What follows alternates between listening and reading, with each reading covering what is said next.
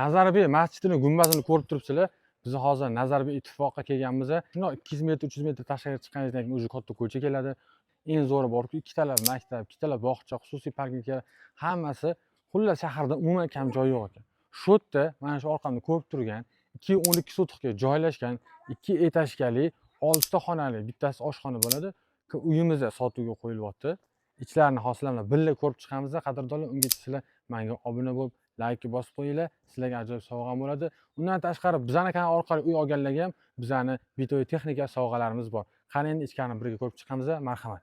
Qadrdonim, daraxonasiga borib, bemalol ikkita mashina sig'adi. Qaranglar, tepagacha plit yotqizishgan ekan. Uy mustahkam, baquvvat qurilgan. Hovlisi, zeleniy zonasi, yashil. Bu yerda o'zining alohida yumushxonasi bo'ladi. Albatta, sanuzel joylashtirilgan. Endi ichkarini ko'rib chiqamiz.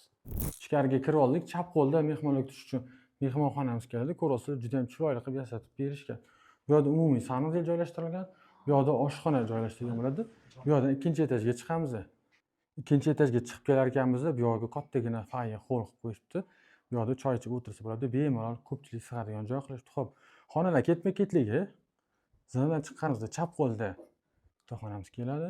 Kattagina, kattalar uchun yotoqxona. Uning yonida bolalar uchun detskiy xona. O'rtada umumiy yumushxonasi. Va o'ng qo'limizda yana bitta yotoqxona keladi. Bu videoni qadrdonlaringizga tashlab qo'ying.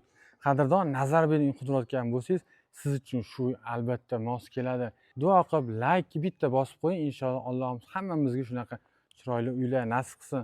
Uyimizning starting narxini $155,000 deyapti. Yana kechtirib beradigan joy. Men egalari bilan sizlar uchun o'zimizga talashgandek talashib, narxini tushirib aytamiz. Yana keladigan joy bo'ladi. Pastda menga raqamni yozib qoldiraman. Telefon qo'yasiz.